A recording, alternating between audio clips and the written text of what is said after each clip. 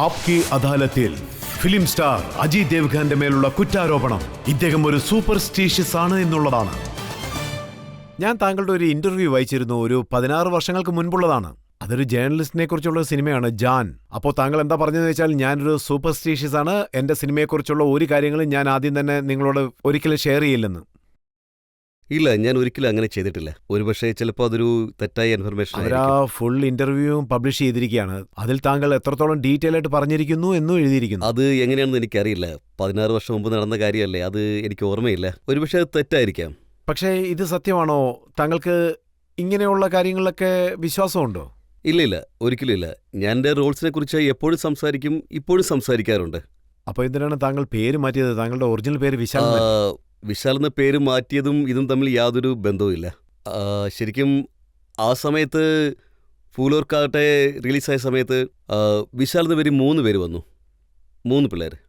So this is my dads decision. അച്ഛനാണ് പറഞ്ഞത് പേര് ചേഞ്ച് ചെയ്യാനായിട്ട്, ഇല്ലെങ്കിൽ ഭയങ്കര കൺഫ്യൂഷൻ ആകുമെന്ന്. സോ പേര് ഞാനാണ് ചൂസ് ചെയ്തത്. ഞാൻ ആരോടും ചോദിച്ചില്ല, ഡിസ്കസ് ചെയ്തതുമില്ല. ഇതിൽ ഫെയ്ത്തിനോ ജോൽസിനോ ഒരു ബന്ധവുമില്ല? ഇല്ല, ഉറപ്പായിട്ടും ഇല്ല. പക്ഷേ ഇപ്പോൾ താങ്കൾ റീസെന്റ് ആയിട്ട് ദേവ് എന്നുള്ള പേരിൽ നിന്ന് റിമൂവ് ചെയ്ത് അത് ചെയ്യാൻ പറഞ്ഞത് എൻ്റെ അമ്മയാണ്. സോ ബിക്കോസ് അമ്മ ഒരുപാട് നാളായിട്ട് എന്നോട് പറഞ്ഞുകൊണ്ടിരുന്ന കാര്യമാണ്, ഒരുപാട് വർഷങ്ങളായി പറഞ്ഞ കാര്യമാണ്. എനിക്ക് വളരെ ആക്വേർഡായി തോന്നി. ഞാൻ അങ്ങനെ ചെയ്താൽ നിങ്ങൾ ചോദ്യം ചോദിക്കും. സോ ഇവഞ്ച്വലി ഞാൻ ആ പേരിൽ ഓക്കെ. എന്തെങ്കിലും പ്രയോജനം ഉണ്ടായിരുന്നു? എനിക്കറിയില്ല, സത്യമായിട്ടും അറിയില്ല. പിന്നെ മറ്റൊരു കാര്യം കൂടി ഞാൻ വായിച്ചിരുന്നു, ഒരു സിനിമയുടെ ടൈറ്റിൽ പേര് താങ്കൾ മാറ്റി, മേത്തു ഹംദ എന്നുള്ള പേര് മാറ്റിയിട്ട് യു മീ ഹം എന്ന് മാറ്റിയെന്നല്ല. തുടക്കം മുതലേ അത് അങ്ങനെ തന്നെ ആയിരുന്നു. മേത്തു ഹം എന്നുള്ളത് തെറ്റായ ഇൻഫർമേഷനാണ്. പക്ഷേ എൻ്റെ സൈഡിൽ നിന്ന് തുടക്കം മുതലേ യു മീ ഹംദയായിരുന്നു. അപ്പോൾ താങ്കൾക്ക് റെഗുലറായിട്ടുള്ള ജോത്സ്യകാരന്മാരും ഇല്ല? താങ്കളുടെ പേരും പടത്തിന്റെ പേരും? ഇല്ല, ഒരിക്കലും അങ്ങനെയില്ല. ശരിക്കും പറഞ്ഞാൽ എല്ലാ പ്രൊഡ്യൂസറുടെ അടുത്തും ഓരോ ജോത്സ്യന്മാരുണ്ട്. എനിക്ക് അങ്ങനെ ഒരു ജോത്സ്യൻ്റെ ആവശ്യം ഉണ്ടായിട്ടില്ല, ഞാൻ വെച്ചിട്ടുമില്ല, ഞാൻ അങ്ങനെ വിശ്വസിക്കുന്നുമില്ല. ഏക്താ കപൂറിനെ കുറിച്ച് കേട്ടിട്ടുണ്ട്, അവർ എപ്പോഴും ഷോ വെക്കുന്നതിന് മുമ്പ് ജോത്സ്യക്കാരന്റെ കൺസൾട്ട്. അങ്ങനെ ഉണ്ടായിരിക്കാം. ഒരിക്കലും ഞാൻ ഏക്തയോട് ചോദിച്ചിട്ടില്ല. വൺസ് അപ്പോൺ എ ടൈം മുംബൈയിൽ വെച്ച് സ്റ്റാർട്ട് ചെയ്യുന്നത്.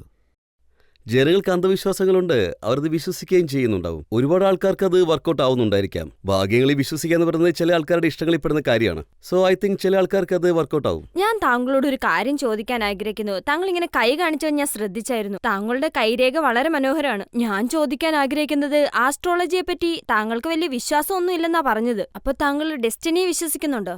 ഇല്ല, ഞാൻ അങ്ങനെയല്ല പറഞ്ഞത്. ഞാൻ ആസ്ട്രോളജിയെ പൂർണ്ണമായി വിശ്വസിക്കുന്നില്ലെന്ന് പറഞ്ഞില്ല. പക്ഷെ I am not a superstitious. So that's a difference. ഇതുപോലത്തെ എന്തെങ്കിലും കാര്യമുണ്ടോ? അതായത് താങ്കൾ പേടിക്കുന്നത് പോലെയുള്ള? താങ്കൾ മറ്റുള്ളവരെ പേടിപ്പിക്കും, ചിലർ കുരങ്ങിനെ വെച്ചും ചിലർ പ്രേതങ്ങളെ വെച്ചും. ഇല്ല, ഞാൻ പേടിക്കില്ല. സാർ, താങ്കൾ കാജോൾ മേഡത്തിനെ കണ്ട് ഭയപ്പെടാറുണ്ടോ? അവർ ചോദിക്കുന്നത് കാജലിനെ കണ്ട് താങ്കൾ പേടിക്കുമെന്നാണ്. ഇത് കേട്ടാൽ അവള് തന്നെ വന്ന് എന്നെ അടിക്കും.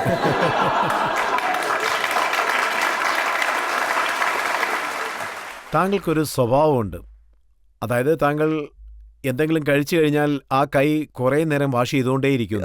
ഹാൻഡ് ഷേക്ക് ചെയ്താൽ ആ കൈ അപ്പം തന്നെ കഴുകുന്നു. ഇല്ല, ഒരാൾക്ക് കൈ കൊടുക്കുന്ന ഒരു ഫോബിയ അല്ല.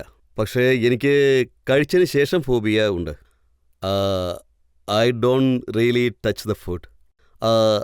ആ സമയത്ത് എനിക്ക് തോന്നുന്നത് അതിൻ്റെ ഒരു സ്മെല്ലുണ്ടല്ലോ, അതൊരു ഫോബിയാണ്, അല്ലാതെ കൈ കൊടുക്കുന്നൊന്നും ഒരു ഫോബിയല്ല. ഇതിലിങ്ങനെ എഴുതിയിട്ടുണ്ട്, വലിയ നഖമുള്ള സ്ത്രീകൾക്ക് കൈ കൊടുക്കാൻ താങ്കൾ ആഗ്രഹിക്കുന്നില്ല. അങ്ങനെയൊക്കെയാണ് എഴുതിയിരിക്കുന്നത്.